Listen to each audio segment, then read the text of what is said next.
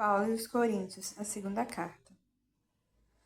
Paulo bendiz a Deus que o consola em toda a sua tribulação, para que ele possa consolar os que estiverem em alguma tribulação, pois afirma que as aflições de Cristo são abundantes nele, assim também serão as consolações.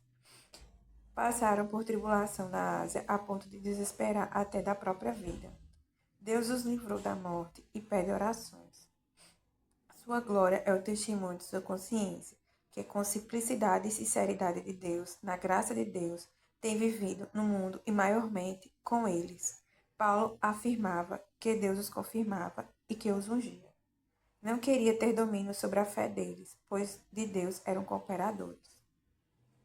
Em tribulação e angústia os escreveu, e com muitas lágrimas, e que tinha amor em abundância para com eles. Havia um pecador na igreja de Corinto que entristeceu Paulo.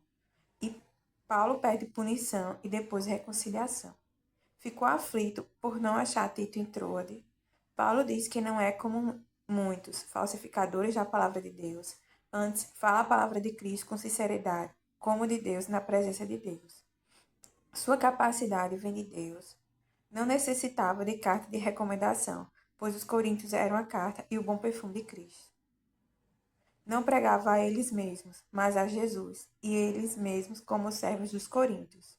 E sabendo do temor que se deve ao Senhor, persuadem os homens na fé, que o amor de Cristo os constrangia, eram embaixadores de Cristo, não davam escândalo de coisa alguma para o ministério não ser censurado. Como ministros se recomendavam em muitas coisas, como enganadores, mas sendo verdadeiros, como desconhecidos, como morrendo, como castigados, como contristados, como pobres, nada tendo, mas possuindo tudo. Paulo dizia que sua boca estava aberta para eles e o seu coração dilatado. A ninguém agradavam, a ninguém corromperam e de ninguém buscaram proveito. Foram atribulados. Paulo dizia que quando presente entre os coríntios era humilde e quando ausente era ousado com eles. Não ousava classificar-se ou comparar-se com alguns que se louvavam a si mesmos. Não se gloriava fora de medida, mas conforme a reta medida de Deus. Não se metia em trabalhos alheios. Estava zeloso por eles com o zelo de Deus. Queria apresentar a eles como uma virgem pura ao marido que é Cristo.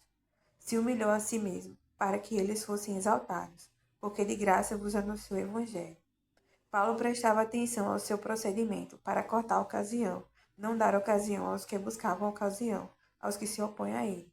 Paulo descreve tudo o que passou pelo Evangelho e pergunta: quem se enfraqueça, que eu também não enfraqueça? Quem se escandaliza, que eu também não me abrase? Paulo descreve que foi arrebatado ao terceiro céu.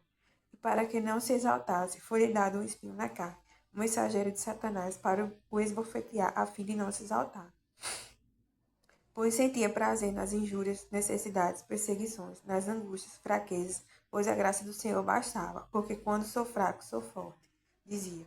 Dizia que nada foi inferior aos apóstolos. Os sinais do seu apostolado foram manifestos, entre eles por sinais, prodígios e maravilhas.